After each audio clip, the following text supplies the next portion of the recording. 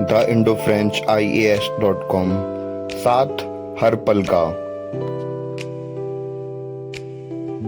Hello guys, तो स्वागत है मेरे एक और वीडियो लेक्चर सीरीज में। आज हम लोग बात करने वाले हैं क्लास 11th का एक मस्त सा जानदार सा चैप्टर जिसका नाम है द एड्रेस। और ये चैप्टर लिखा है मार्गा मिनको के द्वारा।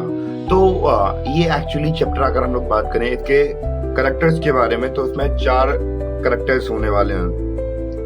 पहली है हमारी राइटर मार्गा, दूसरी है उनकी मम्मी मिसेस एस, और तीसरी है मिसेस डॉर्लिंग, और चौथी है मिसेस डॉर्लिंग की बेटी। तो ये 4 कैरेक्टर होने वाले हैं। और दूसरी बात, ये जो स्टोरी है वो अपनी फ्रेम कहाँ पे है इसके बारे में बात कर लेते हैं। तो ये स्टोरी एक्चुअली फ्रेम है वर्ल्ड वॉर सेकेंड के दौरान की। तो जैसे कि हमें पता है कि जो ज्यूस लोग होते हैं और जो नाजी लोग होते हैं, ये लोग एक दूसरे से नफरत करते हैं। जो हिटलर था तो उसने अनाउंस करवाया था कि सभी ज्यूस को कंसंट्रेशन कैंप में भेज दिया जाए। तो जो जितने भी ज्यूस लोग थे सब डरे रह गए थे। और जो हमारी कहानी फ्रेम्ड है वो होलैंड में है, और होलैंड वहीं पास में ही है। और हम लोग बात करें कि जितने भी ज्यूस लोग थे सब खतरे में थे और सबको बचना था। तो जो मिसेस एस होती हैं तो ये अपना सामान दे देती हैं मिसेस डॉर्लिंग को, और उम्मीद करती हैं कि जब हम लोग ये सारी जब वॉर वगैरह सब खत्म हो जाएगा तो जो मिसेस डॉर्लिंग है वो उनका सामान वापस दे देंगी। और अपनी बेटी से मिसेस डॉर्लिंग का एड्रेस याद करने के लिए कहती हैं वो। तो इसी चैप्टर के बारे में, इसी चीज के बारे में कहानी है। ठीक है, तो स्टार्ट करते हैं अपनी कहानी बिना किसी देरी के। तो गाइस, जो हमारी राइटर होती हैं बहुत दिनों बाद मैरकॉनी स्ट्रीट में जाती हैं, और उनकी मम्मी ने उन्हें एक एड्रेस याद करने के लिए कहा था। तो वहाँ पे वो जो एड्रेस उनकी मम्मी ने बताया था वहीं पे चली जाती हैं। वो गेट खटखटाती हैं वहाँ से, तो अंदर से एक लेडी निकल के आती हैं। ओह, तो क्या आप जानती हैं मिसेस एस को? मैं उनकी बेटी हूँ। तो जो सामने लेडी थी वो उससे पहचानना नहीं चाहती थी। ऐसा लग रहा था कि वो उसे पहचान तो गई है पर पहचानना नहीं चाहती थी। और उसने हरे रंग का कार्डिगन का मतलब एक कोट पहन के रखा था, एक तरीके से ये समझ लीजिए, जिसके बटन बहुत पेल हो चुके थे, और ऐसा लग रहा था कि इसे बार बार धोया गया है, और ये मेरी मम्मी का ही कोट था। ऐसा मतलब वो जो हमारी राइटर है वो कह रही हैं। और वो कहती हैं कि आपने मुझे पहचाना, मैं मिसेस एस की बेटी हूँ। तो वो पहचानना नहीं चाहती थी, और बहुत धीमे से गेट खोला उन्होंने। फिर जो मिसेस डॉर्लिंग होती हैं वो पहचान लेती हैं। वो कहती हैं, ओह, तुम वापस आ गई हो। मैंने तो सुना था कि वॉर से कोई वापस नहीं आया है। जो राइटर होती हैं वो कहती हैं, नहीं, मैं आई हूँ। और जो हमारी राइटर होती हैं वो कहती हैं, क्या आप मुझसे केवल 2 मिनट बात कर सकती हैं? तो वो कहती हैं, नहीं, मैं बात नहीं कर सकती, और जल्दी से गेट लगा देती हैं। और जब वो गेट पे खड़ी भी थी तो ऐसा लग रहा था कि वो अपने आप को वो गेट के ऐसे खड़े हो गई थी जिससे कि कोई सामने वाला अंदर ना जा सके या झांक ना सके। तो जल्दी से वो गेट लगा लेती हैं, और जो मिसेस डॉर्लिंग होती हैं वो गेट को ऐसे लगाती हैं बिल्कुल धीमे से कि पता ना चले कि कोई बाहर आया है। तो वो जो हमारी राइटर हैं वो अंदर झांक के देखती हैं, क्योंकि वो गेट की वजह से जो पर्दा था वो खुल गया था, और वो खिड़की से झांक के देख रही थी, पर्दे के पास से झांक के देख रही थी कि जो मिसेस डॉर्लिंग है, कोई आदमी उनसे एक आवाज उनसे पूछ रही है कि कौन आया था गेट पे। तो मिसेस डॉर्लिंग झूठ बोल देती हैं, कहती हैं कि कोई नहीं आया था। तो वो एड्रेस को फिर से चेक करती हैं राइटर जो हमारी होती हैं कि मैं सही एड्रेस पे आई हूँ। तो वो वापस देखती हैं तो देखती हैं कि हाँ, 43 मैरकॉनी स्ट्रीट है। तो बस फिर वो थोड़ा उन्हें अजीब लगता है, और फिर से वो स्टेशन की तरफ वापस चली जाती हैं। तो जो हमारी राइटर मार्गा हैं तो वो स्टेशन की तरफ जा रही होती हैं, और वो याद कर रही होती हैं उन दिनों को जब वो बहुत छोटी थी। वॉर के दिनों को याद कर रही होती हैं। तो उन्हें केवल एक बार का इंसिडेंट याद है कि जब ये जो मिसेस डॉर्लिंग थी उनके घर पे आती हैं और ये उन्हें देखती हैं। तो एक दिन क्या होता है कि जो हमारी राइटर है मार्गा, वो घर पे पहुंचती हैं और वो अपनी मम्मी से पूछती है, मम्मी, हमारे घर का सामान सारा कहाँ चला गया? तो उनकी मम्मी सरप्राइज हो जाती हैं कि इस बच्ची ने कैसे पहचान लिया कि हमारे घर का सामान बहुत सारा गायब है। तो वो कहती हैं, जो मेरी जान पहचान की एक लेडी है, मेरी कोई दोस्त नहीं, कोई जान पहचान की लेडी है जिनका नाम मिसेस डॉर्लिंग है, तो वो कुछ सामान ले गई हैं। वो कितनी अच्छी हैं कि हमारे ऊपर इतनी समस्या आने वाली है तो वो हमारा सामान रख लेंगी और ले जाते, मतलब वो ले गई हैं, और जब हमें जरूरत पड़ेगी तो हम उससे ले लेंगे। तो जो राइटर थी वो सरप्राइज हो गई। तो जो हमारी मिसेस डॉर्लिंग है वो बहुत ज़्यादा दिमागदार औरत है और वो बार बार आती हैं और मतलब कोई अच्छी फ्रेंडशिप नहीं थी और उन्हें पता था कि वॉर चल रही है और जब भी वो घर पे आती मेरे और कुछ ना कुछ सामान लेके चली जाती, कहीं उन्हें कुछ मिलता और उनको खास तौर पर वो सिल्वर स्पून सिल्वर कटलरी वाला जो किस्सा था कि इनके घर की जितनी भी सिल्वर क्रॉकरी कटलरी जो भी थी वो सब मिसेस डॉर्लिंग ले जाती हैं और जो राइटर हैं वो सरप्राइज होती हैं ये सब देख के। और जो सामान रखने का आइडिया था ये पता किसका था, ये मिसेस डॉर्लिंग का आइडिया था।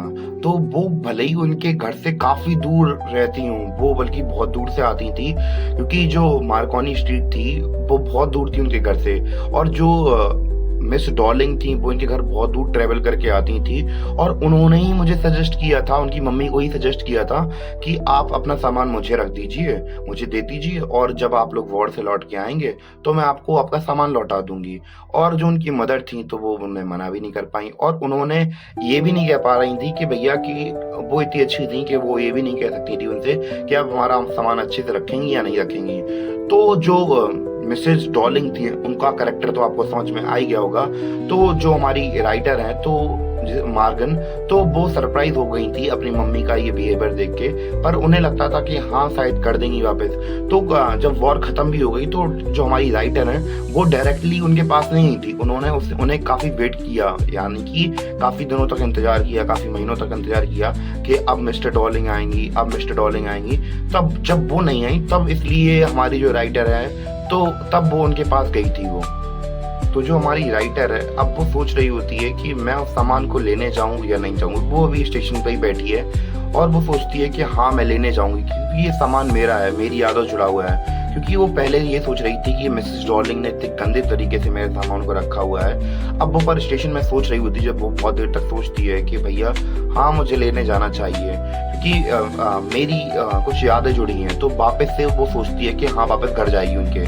तो वो क्या करती है स्टेशन से फिर उनके घर पे जाती है, गेट खटखटाती है और वहां से अंदर की तरफ से एक लड़की आती है जो कि 15 साल की है और वो गेट खोलती है और वो जो राइटर है मार्गन तो उनसे कहती है आप आइए अंदर बैठिए। तो वो जो हमारी राइटर है उनको अंदर बैठाती है और उनसे कहती है रुकिए मैं अभी थोड़ी देर में अभी चाय लेके आती हूँ आपके लिए। तो जो हमारी राइटर है वो अपने आसपास देख रही हैं कि उनकी बचपन की सारी यादें उनके सामने रखी हुई हैं और जितने भी उनके बचपन का सामान था वो सब उनके घर पे मिस डॉर्लिंग के घर पे रखा हुआ था। और हाँ गाइस, मैंने एक चीज नहीं बताई कि वो सामान एक्चुअली लेने क्यों आई थी। तो वो सामान इसलिए लेने आई थी क्योंकि अब पहले की तरह जो वॉर थी वो खत्म हो चुकी थी। अब जो जूस लोग थे उनको पास ही ब्रेड खाने के लिए पैसा था, यानी कि रेफरेंस ये दिया जा रहा है कि भैया अब जो जूस लेग थे वो भी आराम से रह सकते थे। और अब लड़की रहती थी एक रेंटेड हाउस में, तो इसलिए वो घर आई थी। और हाँ, अपनी कहानी कंटिन्यू करते हैं। तो वो जैसे ही और उनके अंदर जाती है तो वो बाकी का सामान देखती है और वो और ज्यादा सरप्राइज हो जाती है कि उनके घर का हर एक सामान उसके घर का ही था, उसकी या फिर उसका या फिर उसकी माँ का। और वो और अंदर जाती है तो फिर वहां पे उसकी बेटी उसको टेबल पे बैठने के लिए कहती है और मतलब चेयर पे बैठने के लिए कहती है। तो वो देखती है कि वहां पे वो टेबल का जो कपड़ा था वो उसके बचपन का कपड़ा था और उसमें एक जला हुआ निशान भी था। तो वो बहुत देर हमारी जो राइटर है वो देखती है, हाथ फेरती है, पैटर्न को पहचानती है और देखती है कि उसे वो जला हुआ हिस्सा मिल जाता है जहाँ पे बचपन में वो हिस्सा जला हुआ था। तो इससे वो उसे कंफर्म हो जाता है कि ये मेरी माँ का ही वो टेबल क्लॉथ है। फिर उसके बाद जो हमारी बच्ची होती है वो कहती है मैं अपनी मम्मी के लिए चाय बनाने जा रहा हूँ, क्या आप भी पियेंगी? तो जो हमारी राइटर होती है वो कहती है हाँ मैं भी पी लूंगी। तो वो देखती हैं और वो आसपास देख ही रही होती हैं कि वो लड़की क्या करती है, एक पॉट, गोल्डन पॉट होता है और सिल्वर का, उसके अंदर वो देखती है बॉक्स के अंदर सिल्वर कटलरी होती है और कप भी रखे होते हैं। और जो राइटर होती है तो वो कहती है कि वाह कितना अच्छा कप है, और वो मनी मन कह रही होती है ये कप तो मेरा ही है, मैं तो इसे जानती ही हूँ। और वो बताती है, जो लड़की होती है वो बताती है कि ये आसपास देखिए, वो देखिए दीवार के ऊपर वो कटलरी कितनी अच्छी है, वो प्लेट कितनी अच्छी है, इसके ऊपर हम लोगों ने खाना खाया है, पर हम लोगों ने खाना खा के देखा पर ज्यादा कुछ अच्छा हमें यूज फील नहीं हुआ, तो हमने उसे वापस दीवार पर टांग दिया। जो राइटर होती है वो उससे कहती है कि हम लोग डेली लाइफ में हम लोग चीजों को इस्तेमाल करते रहते हैं तो हम लोग यूज्ड टू हो जाते हैं, हमें उनकी अहमियत पता नहीं चलती है। और वो बताती है कि मुझे भी पता नहीं था कि मेरे घर की जो कटलरी है वो सिल्वर से बनी हुई थी। जब तक कि मेरी माँ ने जब बीमार थी तो उन्होंने मुझसे बताया नहीं कि मैंने इसे पॉलिश करा लाओ, तो तब मुझे आके पता चला था कि ये सिल्वर कटलरी है। तो तुम्हारे साथ भी ऐसे ही होगा, तुम्हें इनके बारे में इतनी अभी जानकारी नहीं होगी। और इसी के साथ-साथ जब हमारी राइटर जो बर्न मार्क्स के बारे में बात कर रहा है, टेबल के ऊपर जो बर्न मार्क्स था, जब वो ढूँढती है, तो जो लड़की होती है वो देखती है बड़े अजीब तरीके से कि भैया ये इसे बर्न मार्क्स के बारे में कैसे पता है? और ये अजीब तरीके से बर्न मार्क्स को ढूँढ क्यों रही है? और इसे इतनी जानकारी कैसे है इसके बारे में? और कुछ देर बाद जो हमारी राइटर होती हैं, वो उस बच्ची से कहती हैं, "बेटा अब मुझे जाना होगा।" तो वो बच्ची कहती है कि आप रुकेंगी नहीं मेरी मदद के लिए? तो जो राइटर होती हैं वो कहती हैं, "बेटा मेरी ट्रेन है, अब मुझे जाना होगा।" और जो राइटर होती हैं वो जाने लगती हैं, तो वो लड़की कहती है कि मैं आपको रास्ता दिखा देती हूँ। तो जो हमारी राइटर हैं वो कहती हैं, "I just find my own way."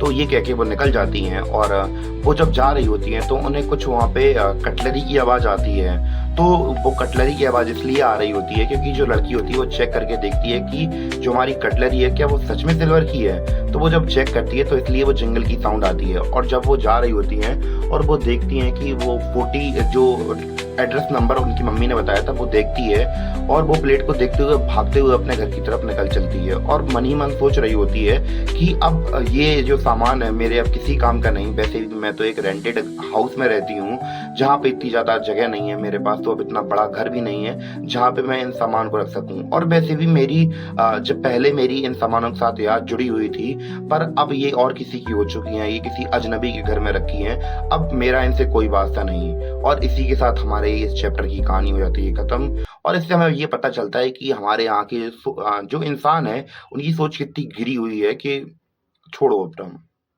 और आप लोग ज्वाइन कर सकते हैं हमारे कोर्सेज को द इंडो फ्रेंच IES.com के ऊपर, जहाँ पे आप लोग 11th 12th 9th 10th सबकी तैयारी कर सकते हैं। अगर आप लोग तैयारी कर रहे हैं गवर्नमेंट जॉब्स की, चाहे यूपीएससी, सिविल सर्विसेज, किसी भी जॉब्स की, तो आप लोग हमारे कोर्सेज को ज्वाइन कर सकते हैं। हमारे कोर्सेज का नाम है, हमारे जो वेबसाइट है उसका नाम है द इंडो फ्रेंच IES.com।